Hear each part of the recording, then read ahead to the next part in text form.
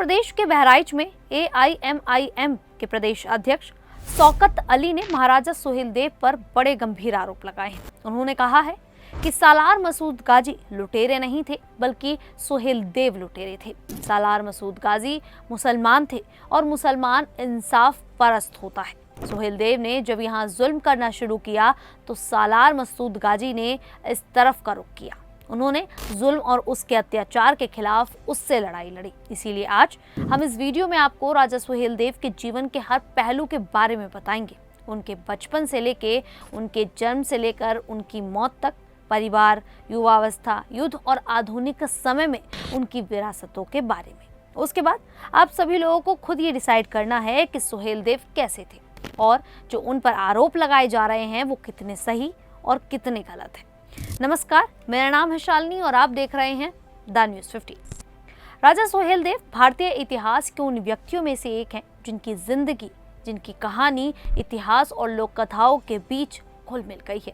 वे 11वीं शताब्दी के एक महान राजा थे जिन्हें मुख्य रूप से विदेशी आक्रमणकारियों के खिलाफ उनकी बहादुरी के लिए याद किया जाता है। उनका नाम कई रूपों में लिया जाता है, जैसे सुहेलदेव, शालदेव, सुहेलदेव, सकरदेव, सुहरीध्वज, सुहारदल, सोहलदेव और सुहलदेव। वे उत्तर भारत के श्रावस्ती क्षेत्र, जो आज उत्तर प्रदेश के श्रावस्ती और बहराइच जिलों में है, उनके शासक थे। उनकी कहानी मुख्य रूप से 17वीं शताब्दी के फारसी ग्रंथ मिरात मसूद से ली गई है, जो मुगल सम्राट जहांगीर के समय में अब्द उर रहमान चिश्ती ने लिखा था, जो खुद एक मुसलमान थे। इस ग्रंथ में चिश्ती ने सुहेलदेव को एक हिंदू राजा के रूप में दिखाया है, जो मुस्लिम आक्रमणकारी सैयद सालार मसूद गाजी, जिसे गाजी मियाँ भी कहते हैं, उसको हराने में सफल हुए। हालांकि इतिहासकारों के बीच उनके असली अस्तित्व पर बहस है, क्योंकि ज्यादा प्रमाण लोक कथाओं और बात के लेखों से आते हैं। फिर भी उनकी वीरता की कहानियां आज भी लोगों के दिलों में जीवित हैं और वे हिंदू संस्कृति के रक्षक के रूप में पूजे जाते हैं। राजा सुहेलदेव का जन्म 11वीं शताब्दी की शुरुआत में हुआ था। कई स्रोतों में उनके जन्म की तारीख अलग अलग बताई जाती हैं। जैसे एक लोकप्रिय कथा के अनुसार उनका जन्म 1009 ईस्वी में बसंत पंचमी के दिन उत्तर प्रदेश के बहराइच जिले में हुआ था। कुछ अन्य स्रोत कहते हैं कि उनका जन्म 990 ईस्वी में श्रावस्ती में हुआ।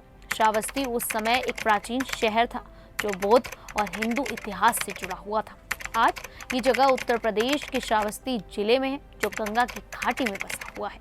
उस समय ये क्षेत्र हरे भरे जंगलों, नदियों और खेती की जमीन से भरा हुआ था, जहाँ लोग खास तौर से खेती, पशुपालन और व्यापार करके अपना जीवन जीते थे। सुहेलदेव के परिवार के बारे में मिरात मसूद ग्रंथ में बताया गया है कि वे श्रावस्ती के राजा मोरध्वज के सबसे बड़े बेटे थे। मोरध्वज एक शक्तिशाली राजा थे, जिनका राज्य पश्चिम में सीतापुर से लेकर पूर्व में गोरखपुर तक फैला हुआ था। वे हिंदू धर्म को मानते थे और भगवान शिव के भक्त माने जाते थे। राजा मोरध्वज की रानी का नाम कुछ स्रोतों में जयलक्ष्मी बताया जाता है। हालांकि कुछ कथाओं में उनके पिता का नाम बिहारी मल भी कहा जाता है। सुहेलदेव के अलावा उनके परिवार में 3 भाई भी थे। परिवार राजपूत परंपरा का था, जहां योद्धा बनना और राज्य की रक्षा करना उनका पहला कर्तव्य था। सुहेलदेव की जाति को लेकर काफी विवाद है। कुछ स्रोत उन्हें राजपूत बताते हैं, जो भारशिव वंश से जुड़े थे।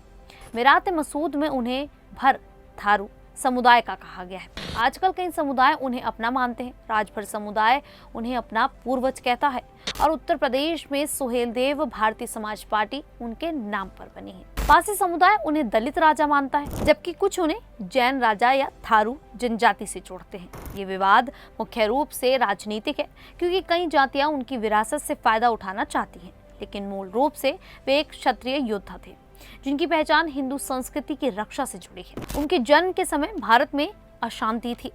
महमूद गजनवी जैसे आक्रमणकारी उत्तर भारत पर हमले कर रहे थे। सुहेलदेव का जन्म ऐसे परिवार में हुआ जहां बहादुरी और धर्म की रक्षा सिखाई जाती थी। लोक कथाओं में कहा जाता है कि उनके जन्म पर आकाश से फूल बरसे और ज्योतिषियों ने भविष्यवाणी की कि ये बालक बड़ा योद्धा बनेगा।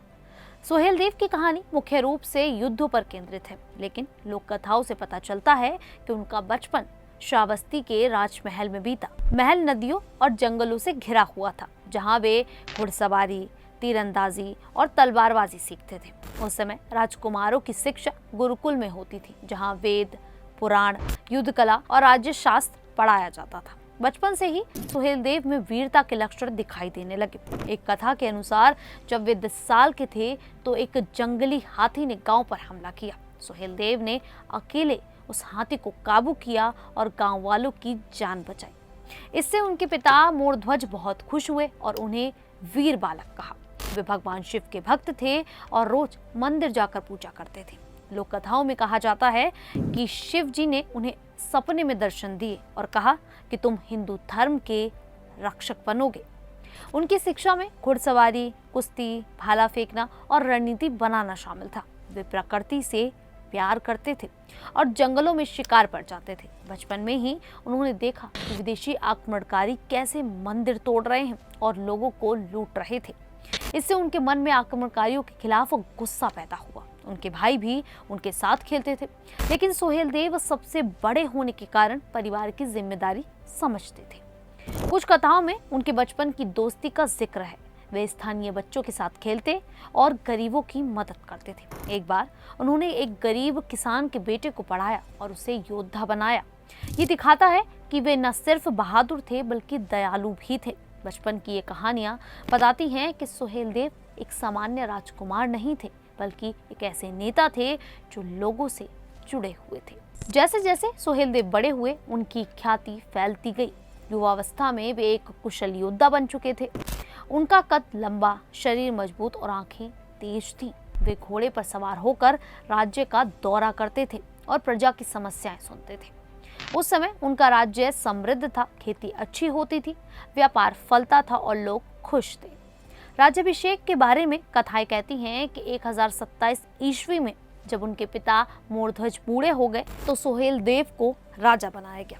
राज्याभिषेक समारोह में पूरे राज्य से लोग आए। ब्राह्मणों ने मंत्र पढ़े, संगीत बजा और सुहेलदेव ने तलवार उठाकर प्रजा की रक्षा की शपथ ली।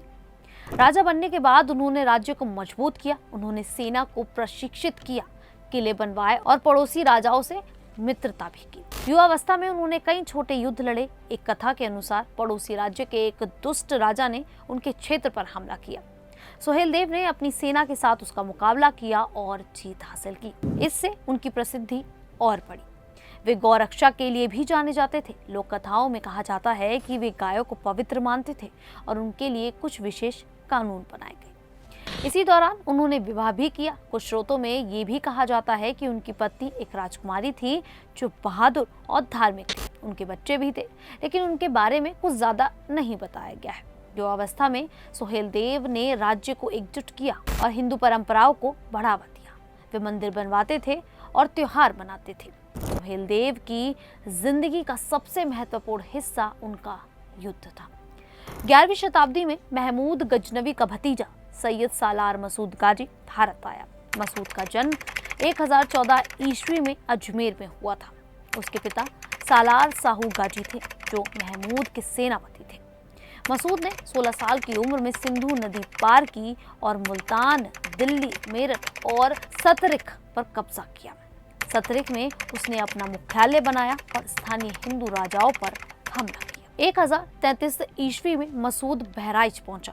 वहां उसने मंदिर तोड़े, गायों का कत्ल किया और लोगों को धर्म परिवर्तन के लिए मजबूर किया। कई कथाओं में कहा जाता है कि मसूद और सुहेलदेव का अभियान 4 साल चला था। दरअसल सैयद सालार मसूद दिल्ली से होता हुआ कन्नौज आया और कन्नौज से गंगा पार करके अवध की धरती उन्नाव में दाखिल हुआ। सालार का पहला मुकाबला संडीला के राजा सलीहा पारसी से होता है। राजा सलीहा पारसी राजा कंस के बेटे थे।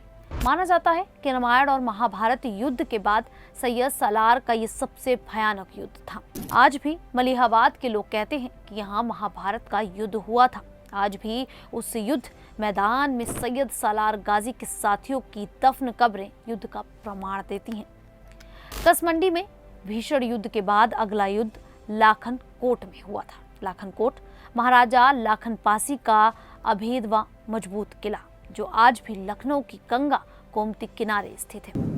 सैयद सालार गाजी के सामने पश्चिम के राजा नतमस्तक हो गए, लेकिन जब वो अवध की धरती पर कदम रखता है तो उसको नहीं पता था कि यहाँ के रणबांकुर ऐसे हैं कि जब तक वे अपनी कसम को पूरा नहीं कर लेते वे शांत नहीं बैठते। 3 साल के कड़े संघर्ष के बाद सैयद सालार गाजी का अगला पड़ाव बाराबंकी के सत्रिक में पड़ता है और वहीं से वह युद्ध का नेतृत्व और संचालन करता है। धीरे धीरे वो क्षेत्र के सभी छोटे राजाओं को जीत लेता है और आगे रुदौली की ओर बढ़ता है। बहुत बड़ा संघर्ष होता है जहां रुद्रमल पासी वीर गति को प्राप्त करते हैं। इस युद्ध के बाद कहा जाता है कि जब सोहेलदेव को इसके बारे में पता चला तो वे बहुत क्रोधित हो गए। उन्होंने 21 स्थानीय राजाओं का संघ बनाया जिसमें पासी, राजपूत और अन्य जातियों के राजा शामिल थे। ये संघ बहराइच के चित्तौरा झील के किनारे लड़ा। 1034 ईस्वी में 16 जून को युद्ध शुरू हुआ। मसूद की सेना बड़ी थी लेकिन सोहेलदेव की रणनीति बेहतर थी। लोक कथाओं में कहा जाता है कि सोहेलदेव ने शिवजी की पूजा की और युद्ध में उतरे। उन्होंने तीर से मसूद को मारा और 15 जून 1034 को उसकी मौत हो गई। लेकिन कुछ कथाओं में कहा जाता है कि अगले दिन मसूद के कमांडर सैयद इब्राहिम ने सोहेलदेव को मार डाला। इस युद्ध को बहराइच की जंग कहा जाता है। इसमें सोहेलदेव की सेना ने हजारों आक्रमणकारियों को मारा। ये युद्ध हिंदू एकता का प्रतीक बन गया। युद्ध के दौरान सोहेलदेव की वीरता की कई कहानियां हैं। एक कथा में कहा जाता है कि उन्होंने एक हाथ से तलवार चलाए और दूसरे हाथ से भाला फेंका। वे घोड़े पर सवार होकर दुश्मन के बीच घुस गए और सैकड़ों को मार गिराया। उनकी सेना में महिलाएं भी शामिल थीं जो घायलों की देखभाल करती थीं। युद्ध जीतने के बाद उन्होंने मंदिरों की मरम्मत कराई और प्रजा को राहत दी। सोहेलदेव की मौत युद्ध में ही हुई। कुछ स्रोत ऐसा कहते हैं कि वे 1077 ईस्वी तक जीवित रहे, लेकिन ज्यादातर कथाएं 1034 में उनकी मौत बताती हैं। मौत के बाद उनका अंतिम संस्कार श्रावस्ती में किया गया। उनकी मौत से राज्य दुखी हुआ, लेकिन उनकी विरासत बनी रही। मसूद जो बहराइच में दफनाया गया, जहां उसकी दरगाह बनी, जो आज भी विवाद का विषय है। उनकी मौत के बाद उनका राज्य उनके भाइयों या उत्तराधिकारियों के पास गया, लेकिन आक्रमणकारियों के हमले जारी रहे और सोहेलदेव की कहानी लोक गीतों में जीवित रही। आज सोहेलदेव को हिंदू राष्ट्रवाद का प्रतीक माना जाता है। 1940 में गुरु सहाय दीक्षित ने श्री सोहेल भवानी कविता लिखी, जिसमें उन्हें जैन राजा और हिंदू रक्षक बताया गया। 1950 में बहराइच में उनके सम्मान में मेला लगाने पर दंगे हुए। आधुनिक राजनीति में भाजपा और आरएसएस उन्हें बढ़ावा देते हैं। 2016 में अमित शाह ने उनकी प्रतिमा का उद्घाटन किया। 2018 में प्रधानमंत्री नरेंद्र मोदी ने उनके नाम पर डाक टिकट जारी किया। 2021 में योगी आदित्यनाथ ने बहराइच में सोहेलदेव स्मारक की नींव रखी, जिसमें 40 फीट की घुड़सवार प्रतिमा है। 2024 में ये स्मारक पूरा हुआ। हर साल बसंत पंचमी पर उनका जन्मदिन मनाया जाता है। उत्तर प्रदेश की राजनीति में वे महत्वपूर्ण हैं। ओम प्रकाश राजभर की पार्टी उनके नाम पर है। उनकी कहानी किताबों, फिल्मों और गीतों में है। अमीश त्रिपाठी ने द लीजेंड ऑफ सोहेलदेव नाम की किताब लिखी। सोहेलदेव की जिंदगी हमें सिखाती है कि एकता से बड़ा दुश्मन हराया जा सकता है। वे बहादुरी, धर्म और देशभक्ति के प्रतीक हैं। हालांकि उनकी कहानी में कुछ कल्पना है, लेकिन उनकी विरासत असली है। आज भी लोग उन्हें याद करते हैं और उनकी कहानी से प्रेरणा लेते हैं। सोहेलदेव की जिंदगी के बारे में ज्यादा लिखित प्रमाण नहीं है, इसीलिए हमने उपलब्ध ग्रंथों, लोक कथाओं और आधुनिक शोधों पर आधारित जानकारी आप लोगों को दी है। खैर, सोहेलदेव के पूरे जीवन के बारे में जानकर आप लोगों को AIMIM के प्रदेश अध्यक्ष शौकत अली की बात कितनी सही लगी, आप हमें कमेंट करके जरूर बताइएगा। अभी के लिए इतना ही, फिर हाजिर होंगे ऐसी ही देश और दुनिया से जुड़ी बड़ी खबरों के साथ। तब तक के लिए देखते रहिए द न्यूज़ 15।